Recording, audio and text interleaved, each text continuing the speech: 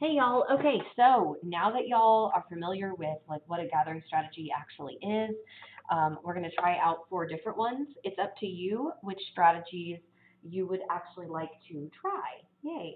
This first one is if you're a little bit of a scatterbrain, organization is not really your thing, and you like to just sort of go with the flow.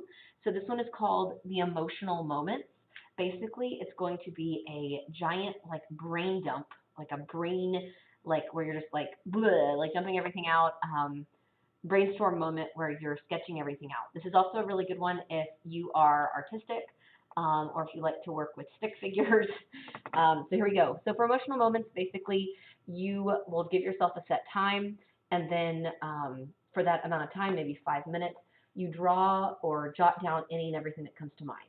So the idea of a memoir is that you are capturing the most intensely emotional moments of your life. They can be negative or positive. So I'm just going to start thinking of a whole range. Some people like to go in order of like when they were a baby to now and sketch out ideas. Some people like to just see whatever kind of they think about their past and they see whatever bubbles up. So here we go. The way this would look, I might say, okay, so in my past, things that were pretty like really stood out to me. So I'm gonna draw paper. I'm gonna draw this like little box thing on the paper. This is a worksheet if you couldn't tell. I'm gonna write a little thing for myself here, 2nd grade, and I'm gonna draw a big 0 on the top of this. So I had a 2nd grade teacher named Miss Kindred, and there's this time where I accidentally did her paper backwards, and she gave me a 0 on the paper, even though I did everything on it. And she called it a big old goose egg, and she told me that I needed to learn how to follow instructions better, which to me is a particularly emotional moment because I was really, really upset. I felt like it was really unfair and that she should have told me. And so she was a really mean teacher, and I try not to be that. So another emotional moment for me might be the time that you'll notice I'm just drawing anywhere I see like space. The time that I went sledding with all of my cousins. Oh, look how nice! Oh, apparently, my cousin Charles is standing up on the sled.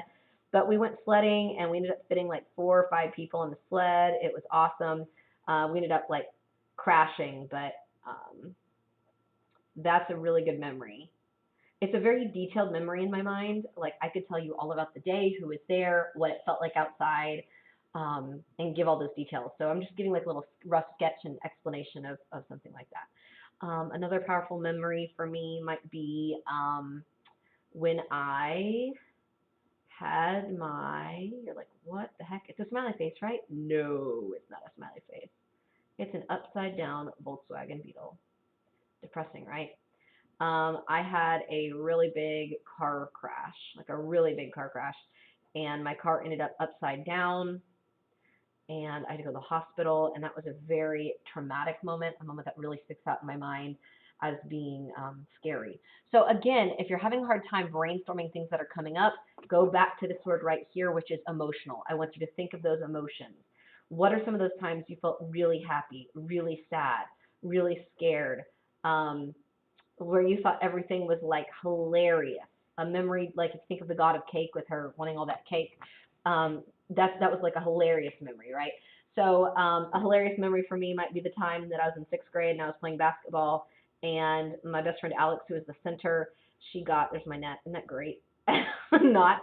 Um, she got taken out. She was the center, and they put me in as center. And I don't know if you guys have noticed, but I'm a little short. So this is one of my most embarrassing moments.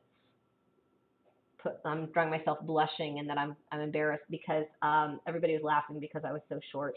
And when you're 12, everybody laughing is not usually a good thing. It's at you, as you might well know. So you just basically come up with as many emotional moments as you can. I would probably come up with, I've got a happy one, a really upsetting one, I've got a scary one, I've got an embarrassing one. So I'll just kind of go through some different emotions. Ideally, I want to keep going until I have a memory that kind of hooks me, that I'm like, oh man, that's something I could actually write about. All right, so that's emotional moment.